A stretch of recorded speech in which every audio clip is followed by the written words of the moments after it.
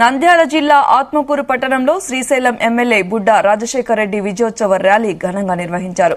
ఎమ్మెల్యేగా గెలిచిన తర్వాత మొట్టమొదటిసారిగా ఆత్మకూరుకి విచ్చేసిన సందర్భంగా టీడీపీ, జనసేన, బీజేపీ శ్రేణులు పెద్ద ఎత్తున పాల్గొని బుడ్డా రాజశేఖర్ రెడ్డికి ఘన స్వాగతం పలికారు. మొదటగా గౌడ్ సెంటర్లోని ఎన్టీఆర్ విగ్రహానికి పూలమాల వేసి నివాళులర్పించారు.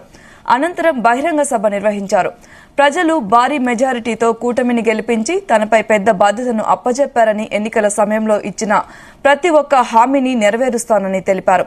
ప్రజలను, టీడీపీ శ్రేణులను ఇబ్బందులు పెట్టిన వైసీపీ నాయకులను హెచ్చరించారు.